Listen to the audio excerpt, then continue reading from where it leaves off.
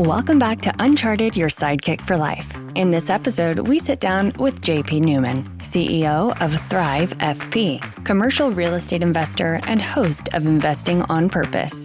But this conversation goes way beyond real estate. JP shares his journey from selling calculators at age 8 to working in Hollywood and eventually building a $2 billion real estate business rooted in purpose. His path wasn't linear. There were spiritual awakenings, landmark seminars, mentorship moments, and even a surreal stint in Hollywood that taught him exactly what kind of life he didn't want. From driving a studio executive to therapy appointments to pitching Veggie Tales at Sony, JP's journey is full of wild stories. In this episode, we dive into the power of mentorship, what it means to build a values-driven business, and JP's signature framework, 4-dimensional wealth. He also shares a powerful story about helping his son flip a house and how mentorship paid forward came full circle in a surprising way. If you're wondering how to blend purpose with profit, or you're trying to define what wealth really means to you, this episode will hit home. Let's get into it. Welcome to Founding Up's Uncharted, your sidekick for life. Today is a special day, always a special day when we get together. It's always so cool to talk to new people. We've got 2 new people in the house. One will be hopefully a regular, Gloria Park, who specializes in finance. You want to just talk a little bit about what you do? Sure. So I do work in traditional wealth management, but more importantly, I'm helping business owners really find clarity and carry out their vision for what they truly want. Amazing. Awesome. Well, we wanted to invite, so part of the work that we do behind the scenes is we go interview Gen Z. And at our last visit at A&M, which is about a month ago, had 250 kids. And we surveyed them, and top of the list of top things that they wanted the most help with was finance. And so we thought, well, we'll start asking some finance questions and bring an expert in the house and just have regular tidbits of information when it comes to wealth management. So that's what we're looking forward to doing. And our other guest today is JP Newman. JP, will you introduce yourself? And yes, great to be here. Happy Friday. I'm JP Newman. I'm CEO of Thrive FP, and we do commercial real estate. We do mostly multifamily apartments, workforce housing. We call it. Workforce are serving the people, residents at $25,000 to like $70,000 a year. We do that throughout really the South and the Southwest.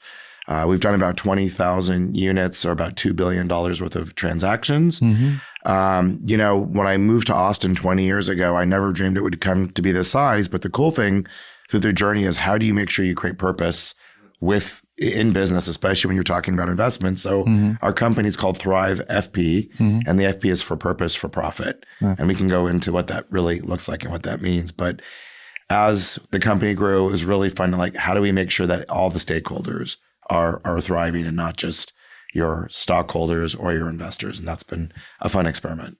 I love that you have that mentality. And that is something that I found as I was founding Austin Magazine and interviewing entrepreneurs all over town. The one thing that is just astonishing and I'm grateful for in Austin is this mentality of kind of how do you help, rising tides lift all boats? How do you help everyone? And so people ask me a lot of times, what does Austin mean to you? And in one word, it's community. It's like, how do you help? It's not just for me and not for them. It's everybody can thrive. And so I love that you've got that in your business name. Really cool. So our format, as you know, we, being our guest mentor today, we already dove into what you do today, but how did mentorship impact you? And I know you've got some fun stories that we're going to get into, but let's just talk about you. I like to always take people back to when they were 15, 16 years old, what they wanted to become. So what did you want to become when you were at that point? I joke and say I was supposed to be a nice Jewish lawyer. Okay. I think it was all set up that's what I was just going to do because everyone told me that would be fine. You could make money. And so it was quite a journey to really wake up to my own spiritual path and realize I was not destined to be a lawyer. Thank God for me. And where did you grow up again? Los Angeles. That's right. I thought I was going to say California. Yeah. And I think that I was always very motivated. And I was selling credit card calculators at 8 years old. I've always been very I was always on the hustle. And I think part of it was for me, I learned, and I really credit my father. You know, I guess maybe like part of the rich dad, poor dad. He literally had me in a briefcase that like I was always making money. So like even at a young age, I had my own money. That's and cool. I've raised my kids that way. So it's like this idea that like at 8 years old that I made $500. I remember it was like helping women like put their groceries in their car and they would get tips. And there was like these things that got me to the point. And I made $500 by literally taking my bicycle and helping people put groceries. But that money was so meaningful. Sure. You earned it. I earned it. It was very empowering for an 8-year-old to know that you can do that. And I just kept doing new things like that because I found it really interesting. And when they said you can't do something because you're too young, I'd always find a way to do it. And so it was like, you know, it was kind of a dream. Obviously, you know, it sounds like everyone thinks it's about the cars. When you're 15, it is. It's about the women in the cars and all the trappings of wealth. And it takes a long time of a long journey to realize that that is a very empty goal if it's not filled with other meaning and purposes behind it. So at some point, you went from supposed to be a lawyer, but you veered to what? Let's just continue that story. Like, did you go to, you know, what did that 1920? What did that look like? What decisions did you make to kind of like go other directions? Well, you're gonna laugh. I'll tell you a little bit of what I was on. I'll tell you how I got in the other direction. I started actually a spiritual practice at 19 by accident because I was in a fraternity. I was doing the UCLA thing. Sure. Everything was about sex, drugs, and rock and roll back then. And there was something in me that said, that doesn't feel like the whole story. And so I got really guided. I started meditating on my fraternity roof. I knew I was in trouble because everyone was drunk downstairs and I'm meditating. So I knew like, okay, this is weird. I'm different. I'm in trouble. And I think the path of just slowing down a little bit. And also I did some really intense coursework. There's something called Landmark Form and ALA here in Austin. And I actually at 18 did my first course. Wow. And it woke me up to like possibilities of life. Like kind of woke me up out of the shell of who I thought I was supposed to be, of who my parents, my friends, like what that introduced shell. you to that? Like, were you just like randomly looking for it? No, my parents were kind of hippies from LA. They were definitely like your 60s, 70s, you know, hippies. Mm-hmm. And we were fighting so much, my sister and I, that they forced us into a family weekend. We hated it. Like they're like, you're going to go to this family weekend. We're going to learn to get along. And that was my first introduction, actually. Got it. Yeah. Okay. Yeah. And you know, I had no idea what I was going to, you know, take to it. But I think partly from just having the curiosity and the hunger inside to grow and learn about some of these spiritual things made me more open to questioning things. Like I never really questioned things. And it was just a great way to do that. And then to be honest, my 20s, I laugh and say I am a late bloomer in everything. I was far from an overnight success. I probably had... You're an overnight success, 20 years in the making. Correct. Right. That's right. That's exactly right. And so I tried a lot of things and it wasn't clicking. And the funny thing was I was really disciplined. I was like listening to my Tony Robbins and my Sony Walkman every day. And I was writing my goals on the wall and I was just like doing the things, right? Like I was really disciplined. And it really wasn't translating to what you'd call the trappings of success, not just financially. Like it just wasn't really working. And it was incredibly frustrating. So there was some kind of disconnect. Well, I found out that like kind of what it was at the time. Okay. Yeah. Okay. I'll let you get there. No, that's fine. There's just a part of it was also just figuring out what you really want. And it hurts to have the courage to actually say, I actually don't think I want that. Right. I went to work for a famous studio head. He was the head of Paramount Studios. And I was driving him around to a psychologist all day. Because he thought he had a brain tumor. That was kind of fun. And he was yelling at Julia Roberts on the phone. And I'm driving his jet. Like I did all kinds of crazy. He was throwing food at me and like, just like, you know, I like. don't think this is what I want. Yeah. So like, that sounds really sexy, but I don't think I want that. Yeah. Yeah. And the rule was you can never speak to him when you're driving. When he's going to his therapist, you can never speak to him. But so one day he gets out. He was looking for a brain tumor again. You knew all his films he did. He did really famous films. And he says, I said, don't speak to him. So I said to him, when he got back in the car, I'm like, do you have a brain tumor? He goes, no. I said, have you thought about meditation? And he fired me. Wow. Big Hollywood. I believe my Hollywood career. Yeah. But actually, in my late 20s, I did find something that I fell in love with, and that was actually children's entertainment. Because I realized after that crazy thing, I didn't want to be around Hollywood agents that were throwing telephones and all that. So I thought, but I really like, which is why I have a podcast, I really like entertainment. And I thought, okay, children's will be safe. How bad can animation be, right? How bad?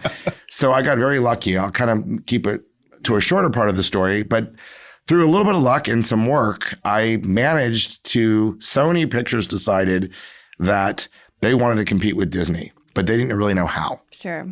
And the truth was, my boss at the time, who later became the studio head of Sony, didn't really care about children's stuff. They had their own version called Screen Gems, which was like Miramax. So they had their own like quality, and like they just wanted to go to like the south of France and hang out with the stars. So they kind of like left this 27-year-old and said, just go build us a children's entertainment thing, and pretty much left me alone. Oh, that's cool. Yeah. So that was super fun. And they didn't really know what they wanted. I said, do you have any guidance for me, what you want? No. Just do it. Just do it. And it was actually based at that time out of the home entertainment, the DVD division, which made all the money for the studios. Sure. So I was in this really unique situation because they kind of just wanted to leave me alone. And even the studio mostly left me alone because they knew I'd make the money. As long as it could be in Walmart and on an end cap and have some kind of thing and I can get it on TV. So I had all like, I thought I didn't have any wheels on me, but I was the youngest vice president of family entertainment out of a division of 450 people. And relatively left alone because they were just not interested mostly. Right. So they had little guardrails on me, and that was super fun. And I really got to take all that entrepreneurial hustling from like younger and actually like get my MBA in corporations. This is when Tony Robbins came in and later in life. It did. Although what I was told, I was there for 5.5 years and they kept promoting me. And my boss said, you are the worst employee. He's like, you are not politically correct. You do not check the boxes. You piss that person. Like, you don't know how to play the corporate game. Right. You just get shit done. And the problem is you just get shit done. So we can't fire you because you keep producing for us. Right. Mm-hmm. But you don't do it the right way. Right. And I think that was, for better or worse, that was definitely like entrepreneurial instincts. I'm not saying they were right. Right. But I'll just give you one example. Yeah. And this got kind of funny. Do you guys remember Veggie Tales? Of course I do. Right? Okay. Right. Veggie Tales. So I brought them into the studio and I said, like, early on, as the first time, like, the Veggie Tales is going to be huge. And I'm like, we should just buy the entire Veggie Tales. Let's just buy it. And they're like, I don't know. It's too Christian. I'm like, you guys are missing the point. Veggie Tales connects with people. And this was like before it was a thing. Right. So I brought them to the studio. So imagine this. I'm bringing the studio. I've got my boss, the head of marketing, like all the things. And we're in like the commissary and there's famous movie stars all around. And they came in with checkered pants, a golf shirt, and a big Larry the tomato, Larry the cucumber, and Bob the tomato. And they're just bright. So everyone's in Giorgio Armani suits. And they're out there. And I'm like, guys, we need to buy this. And they're like, we just don't get it. And I said, I'll make you a deal. I said this to my boss. I will give up my salary. You can pay me minimum wage, just what you have to pay me. If this doesn't work, then just pay me minimum wage for the year. And if it does work, you're going to double my salary because it's going to work. And they didn't do it. But you know what's funny? They would tell that story about how like wild and recluse, like they're like, JP's the only guy who would go there and like, come in my office, bully me, the president, bully me, and just say, I'll put my salary on the line for this. Nice. And they didn't do it, and they always regretted it. And it was really, really fun for me. And now there's a bunch of stories like that. What's that? Now Veggie Tales is on Netflix. Yeah, it's a big deal. I'm the Jewish guy who loves Christmas specials and the Christian. I love Christian children's stories. I did a lot of them, quite frankly. That's so cool. Yeah, did a bunch of them. Did Christmas specials for CBS and all kinds of fun stuff. Wow. So yeah, the Christmas King over here. Really cool. Yeah, pretty fun. I love that story. So how's in this thread of what, I mean, obviously Hollywood, then you went into real estate. Yeah. In this thread, how has mentorship kind of impacted you, like both from having mentors kind of show you different things or you being mentored others? I would say that, in that part, I was really still being mentored quite a bit. And so in that phase, I'd really want to give my father a lot of credit. Like that 8-year-old hustle. Yeah. There was also another thing when it came with his mentorship. It wasn't only showing me how, but when you tell a kid he's special and he can do it, I just believed it. Right. Like when people tell you that, like, you can do this, you've got this. Mm-hmm. I was too young to question it. And I think that confidence is probably why I could go, for better or worse. Right. Maybe sometimes I'm over like too much, just ask my wife. Yeah. But that confidence took me really far. It also gave me the courage to really try a lot of things, to not become a lawyer. When all my friends were making good money and they were becoming professionals, I was broke and single. Mm-hmm. Like my story sucked. Mm-hmm. And I'm not saying that at the time I was depressed, I was anxious, I was very self-aware of it. It was a really hard time, but something in me did not want to settle. And I really credit that to that confidence I got at a young age, even though it was hard, messy, didn't look good.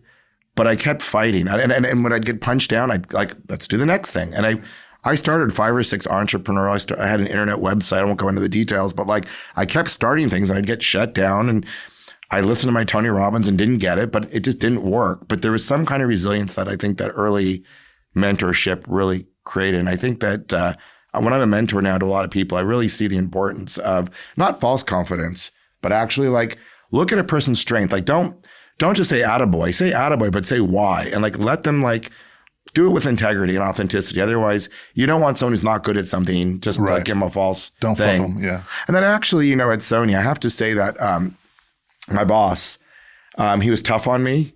He was busy. He was rude sometimes in a Hollywood way. Like he was just very to the point, like very New York to the point. Like JP, you drive me fucking crazy. The F-bomb. You drive me crazy, but he had so much respect for me. He also trusted me and he let me do things and he kept promoting me. Like in spite of it, he would tell me like things, but he taught me a lot actually, quite frankly. I think one of the reasons why I'm successful today at Thrive is I learned so much because I did slow down and I did start to learn to check the dots. And I did learn like, yes, I know that's easier just to talk to you, but I just got to make sure that like you're in it. Like I actually on the way here, which is one of the reasons why I was late, there was a phone call, right? It was that very phone call where this person didn't need to know, but I knew it would make their weekend better if I just told them on a Friday what had happened so they didn't have to find out on Monday from someone else. And I would say that lesson of teamwork, leadership, communication, responsibility, that's ultimately what I really am at the end of the day as a coach to my team now. But he taught me that because he was my coach. Right. And if your team doesn't know the mission, doesn't know what the game is all rowing in the wrong direction, that it's ultimately your responsibility. And I think that Sony, a lot of those tough lessons at Sony really taught me about that. But I think it really refined me. I think it took a diamond in a rough and gave me some much better skills in leadership, Structure, quite frankly. Yeah. Well, I also love that you bring in the landmark stuff that you did early on at 19 because it helped you question. Like you started to learn to question things because I think questioning is such a big part of life, of growth. Yeah. Right. Those that I always think about life, if you just kind of go to the status quo, go the professional route and just do the thing, it's because everybody's telling you to do this thing. You're not questioning, you just go do it. And I think where mentorship helps is like, why are you doing it that way? Or why don't you do it this way? Right. And what about this opportunity? What about this? And just that freedom of questioning is so important. It's a courageous to really question is courage. Sure. You're exactly right about Landmark, opening your eyes to question things, because I remember doing Landmark. I must have been 20. So same thing. Yeah. And I was exposed to people that I never thought I would ever have a conversation with because of growing up probably in a little more sheltered environment. But somebody in my group was a paranoid schizophrenic man. And I was like, I cannot believe I'm connecting to this person with severe mental disorders, physical disorders. But I was, and we still remain in touch to this day. And that's 14 years later? Yeah. And so it opened my eyes to everybody has something to offer you, has something to teach you, rather than just immediately cutting somebody off because I don't relate to a paranoid schizophrenic. Like it opens your eyes. I don't know. It does. It really does. Very cool. I want to jump now into some of the things that we talked about before the show. Because finance is such a big thing for Gen Z. Like one thing that I've got a finance background as well before I got so many things that you've done in the career, and finance was a big part of it. I always had this curiosity about finance when I was really young. And so I was wondering what that CNBC channel, what is all those numbers? And so it just kind of, that's what led me down that path. And to find out through the 25 years that done that, it's one of the things that we, as America, I don't think we do, or I don't know, any country does it well, is that teaching early on of finance. Oh, absolutely. Financial literacy is missing. And what's so heartbreaking about it, and part of the things that we're doing at Family Up is to bring all that to a much younger age, is that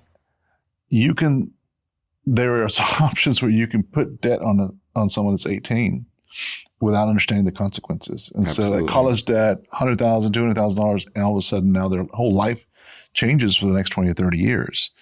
And I think education is so important. So we, as I mentioned earlier in the show, we went and did this, asked 250 students, and the top thing they wanted to learn was finance. So you were mentioning earlier about this 4 pillars of finance. Yeah. 4 pillars of finance. Why don't we just jump into that? Sure, and talk absolutely. About, you know, I've been doing this now for quite a time, and I joke and say, really, my job is I'm a financial psychologist. Gloria, you probably are too. Therapist, right? Financial therapist. I can't tell how many clients that I, you know, and I always say in life, there's 2 of the most gentle things are your heart and your money. And nobody wants to be broke in their heart, or they don't want to lose their money. And so there's so much fear. And we usually get in once they've had a loss, and they're like, oh my God, what did I not know? And so I think through the years of just really counseling a lot of people, I've realized that, especially with a podcast, usually I'm the first person I say, what are your financial goals? And they usually respond with a number. I want to be worth $2 million. And then the second question I ask is, well, why? And that's where it just drops. Like, there's not a good why. Well, da, da, da, da, da. And so what I realize is that we haven't created great frameworks for people on what money is and what money isn't. Like, what is wealth? There's currency, there's cash, right? Lots of cash. I can tell you, when my business started becoming successful, I became the most anxious, depressed person because I had no framework around success. When I got my first BMW, I literally had a panic attack. I just did not know what to do with the money. And I thought, how are people going to see me? Is my marriage going to survive? Like, I literally tripped out because no one ever gave me a framework for success. And so I think from my own experience, I've definitely been putting these frameworks together. And the framework of 4-dimensional wealth is just simply to realize that there's that money is great. Like, money is awesome. As long as you know what the money is and what the money isn't. So in my 4-dimensional pillars, there's money, it's your investments. It's what Gloria, like what we talk about. But then there's also your purpose, like your why. Like, what's the why that makes you cry? Like, really, what are you here to do on this planet? And how is your money attached to that? Now, it could be anything. I want to be the best community leader in my church. I want to be the best father. Like, it doesn't have to be CEO of a 1,000-person company. That's great if you want to, but like, know what you actually want, not what social media is telling you, but what do you actually want? And that's really hard. I call it the Starbucks exercise, which I'll get into. It's my first exercise of becoming more audacious, to start asking the questions. Right. To start asking the questions of what do you really want? Because most people live here. Right. And we're told all day long what we should want. That's so important. Yes. That was such an important thing, and it is this new world. I say new, in the last 10 years, social media, everything else. It is that we don't do as much deep thinking because we're so sidetracked with the light thinking, which is social media. And we think that, you know, as women, we're supposed to be these pretty thin Rayleighs, you know, perfectly women. So a guy is going to get, and a guy thinks, if you don't really think about it, I'm supposed to be this crazy provider so that everyone loves me, likes me, blah, blah, blah, blah. And I'm the baller. But reality, that's not true for 99.999% of the population. So how do you actually find wealth, which is going to be, I say you wake up peacefully and you go to sleep. So you wake up happy and you go to sleep peacefully. And during the day, you have your own presence, like you're in present time. So the second pillar is your basically your relationships in your communities. Who are your friends? Who's your family? What's your relationship with these people? The first pillar was the why, or what was the purpose? Purpose. Okay. Purpose. So purpose. Then there's like relationships, your community, and then there's your time wealth. How are you spending your time every day? And I totally get working hard. And by the way, if you're working hard as a vision to your why, keep working. You're young, like go do it. But know why you're doing it. Ultimately, what are you doing it for? Otherwise, like, what's the purpose of doing that? And then, of course, ultimately, the wrapper of everything is health. Because if you have health, if you don't have health, you've got nothing. And what I found through my own life and my own experience is that when you really take the time to integrate those pillars and you put them in the right thing, what you actually can create with, especially purpose really drives everything. All of a sudden, when you have victories, they become much larger, profound victories because you know why you did it. Otherwise, like most people, now your first question is like, you know, why are you making money? Because you throw a dollar number out. And then when do you stop making money, or do I have enough money? And I can tell you that game, as we all know for most people, is it enough? How much time do you spend talking to people who are asking you, do I have enough money? Or should I make more money? Hours. We have clients that have been with us for like 15 years and they're still asking, do I have enough money? It's like, you make $1 million. That's not enough. Is $2 million enough? I mean, I'm worth $4 million. Is that enough? And you play the game. And the problem with that game is you're always in scarcity and you're in fear.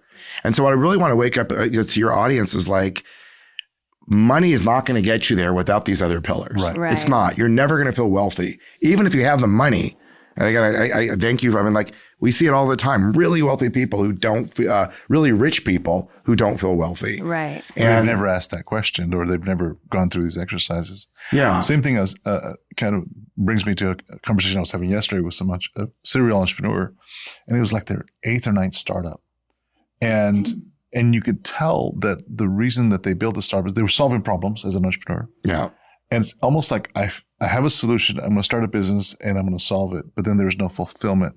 Right. Right. Because the purpose wasn't there. It was just like, Right. this purpose was, I see a business need, I see a business way to make money. And that was the reason. And I feel that a lot of young entrepreneurs might get into that slippery slope where it's like, I have an idea that'll make money. And that's the purpose. Yeah. And that's not a real purpose at the end of the day. It's not it's a purpose. It just doesn't satisfy what you're talking about. Well, I also find that, like, I found in life, I learned this from Sony, like, if someone's pitching a hummingbird idea, then there's all of a sudden there's 4 hummingbird projects. And so usually whatever you think your great idea is, there's 5 people pitching the same idea. Right. And so the person that you're generally going to go for is the person who's had the heart. Like, you can feel the difference between a spreadsheet of someone, an idea versus someone who's it's like their story. Yeah. I always say bet on the jockey, but it's not just their story, because sometimes I bet on a story, but bet on the wrong jockey. It's really the story and the jockey. Like, can the jockey execute? Are they far enough along? But when it's their story, I promise you, like, just that statistically, their chances of succeeding is going to be much higher than the person who's kind of like synthetically fabricated this idea. Not that it can't work, because some people are great, but I just, after. That's so true. Right? It's just a difference. So I totally get it, because, and back to the tenacity that you had at 19 and just trying, because when you have that combination, you just talked about purpose and jockey and all of it, that person's going to continue. They're going to, 24 hours a day, going to be thinking about how to make this passion, this purpose come true. Right. And so much different than a person that doesn't have that is, that's not going to work. I'm going to move on to the next thing. Yeah. And so, like, I'll tell you, like, right now, guys, I'll just share this with you. It's really, and I haven't, every time you succeed, you go to the next thing. So for me right now, part of where I'm at in my life, like, great run in commercial real estate, done 20,000 units. I was kind of debating, quite frankly, whether I want to do more, if I'm just kind of done and maybe just do something else. Mm-hmm. I'm going to probably go more towards a chairmanship soon and have my, like, a staff. But one of the things that's still, like, curious for me in my mind is this idea of love thy neighbor as thyself. That question. What does that mean? Mm-hmm. I don't think I know that kind of love. I love my mom. Mm-hmm. I love my wife. I love a lot of my friends. I'm a pretty loving human being. Right. I don't know that I really know much about, like, when you say loving a neighbor, not a neighbor that looks like me, right. Not a neighbor that's at my living and doing my life. How about someone that maybe we live a very different life, right? But can I see them, like, as Jesus said, right. Or just look at, like, can you look at that person in the eye and have that kind of love for them? And that love comes from recognition. So what's Gary, like, my question right now is, can I see my resident with not just respect, but as my client, and ultimately as someone that I'm here to love and take care of? So how many landlords are thinking, is that resident someone that not only do I recognize, respect, and see, but love? Mm-hmm. Yeah. And I'm grateful for, because you've made an incredible life for me and my family. Like, I come to you in gratitude. That $1,000 rent that you paid and all these people paid, thank you. I owe you that respect and that reverence. And imagine, and so I want you to hear this, but I'm still a for-profit. Right. It's like, I'm not an angel. Right. I fix things up. I could raise rent. I lower expenses. I still have a fiduciary to my investors. Right. So, like, let's be real here. These are businesses. Right. But I think when you take that kind of recognition, that's my client too. Mm-hmm. That's my client. That's my client. Right. And how cool would it be? Imagine if you just took that, like, and you really mean it. Like, first of all, that's interesting for me spiritually. That's an interesting challenge for me. Yep. Can I love my neighbor as thyself? And then what I'm finding out economically is that you get higher resident retention, because when you're focusing and people feel seen, and guess what they do? They stay longer in your building. They refer friends. They refer their aunts and uncles and say, I don't know, these people seem pretty cool. They got wind chimes up, and they have these free telemedicine programs for us, and they're giving us free telemedicine. I don't know why. Right. My kid needs to be tutored. They have digital tutoring services. They just provide it. They don't charge me for that. Like, they're not looking from they're not trying to, like, zap. It doesn't feel like they're trying to zap every nickel out of me. It seems like they actually, like, want me here. Provide a lot of value. Yeah. Pretty simple, right? Yeah. still for profit. That's why Thrive is FP. Like, I'm a passionate capitalist. And why not be a passionate capitalist with that recognition at the same time? Yep. But it all comes down to what we said before. Like, it comes down, and this is where the why is so important. We tell stories all the time. At Sony, I told stories. Veggie Tales tells. I'm making the story up. There's no thing. I'm making the story up. And the story is around that same curious kid who has a new question. Right. Exactly. I love that. Isn't that like it's an ongoing new question, and that's the growth of life. There are always new questions. When I'm finished with this, there'll be another question. Yeah. Right. And then that keeps things interesting and fresh, and it's giving me new energy, Yeah. different energy. I don't want to do it the same anymore. I kind of want to do it differently now. But that really is my guide. That's my guiding purpose for on the business side, on the real estate side. That's my guiding purpose right now. Love that. I want to talk about the story that you shared with us earlier regarding your son and coming to you and looking for a mentor.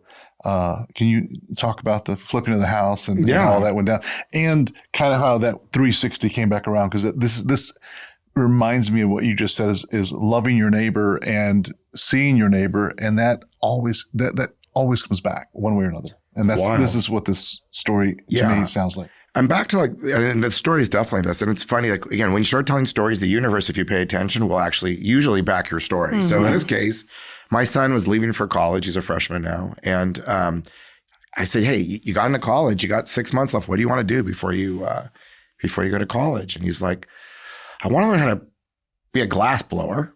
I want to go to a couple of UT games.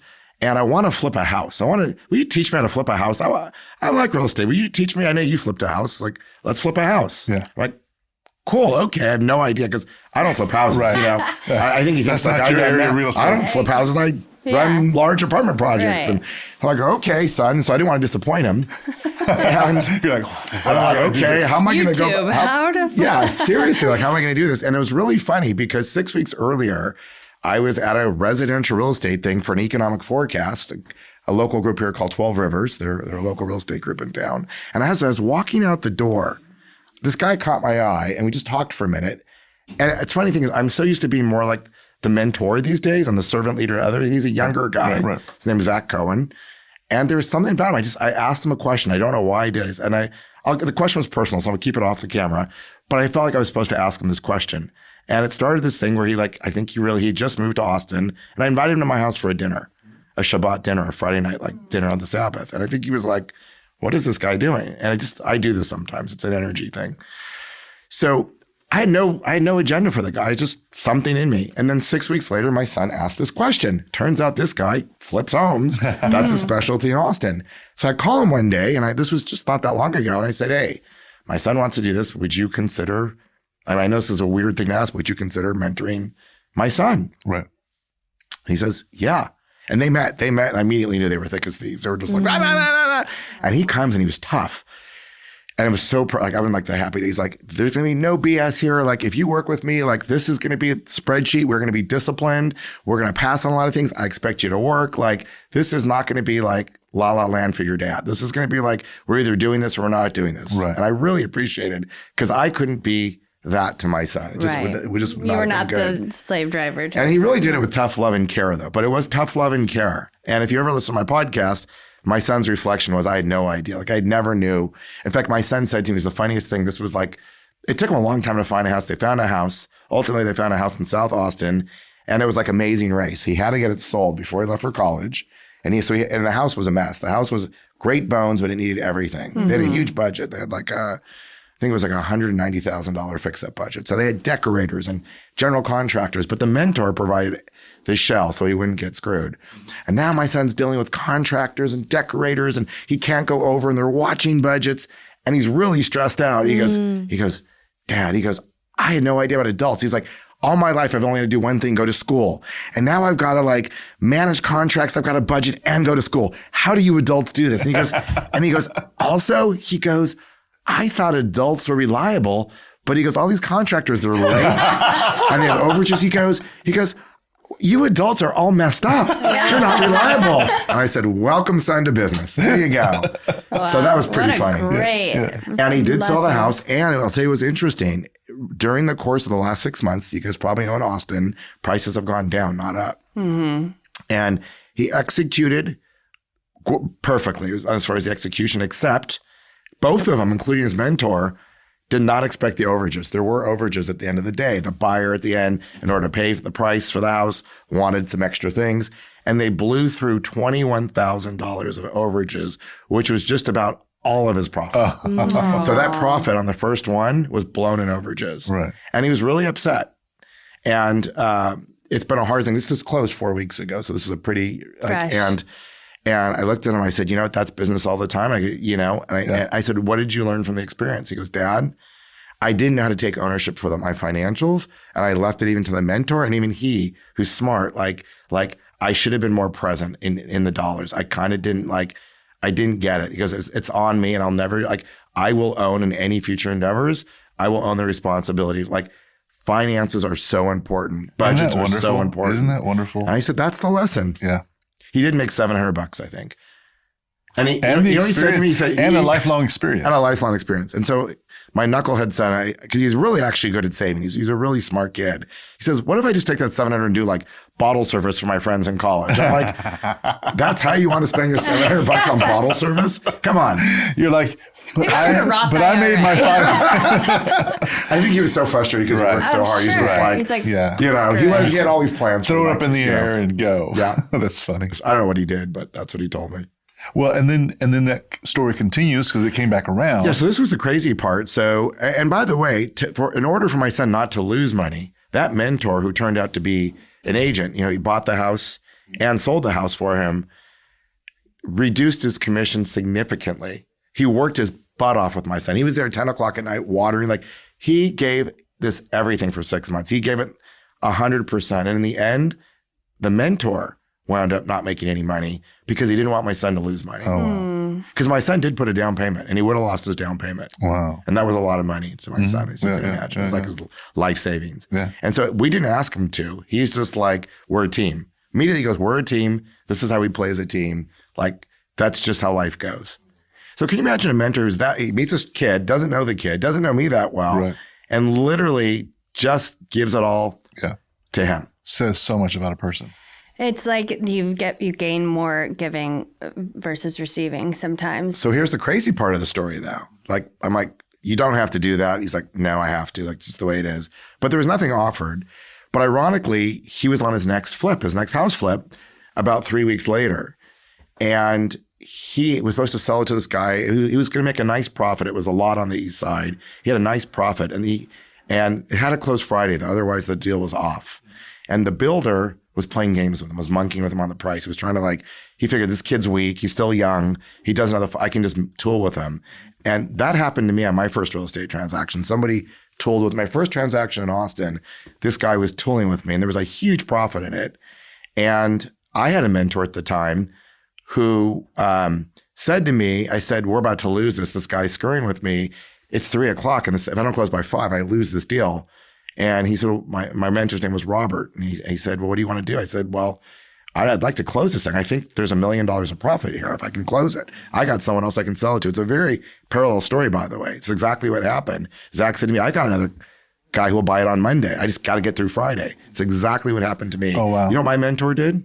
He wired me on an email over $3 million to close that transaction in cash. Wow. And I said, what are you doing? You don't know me? What if I screw this up? You can't just wire me $3 million. That's insane.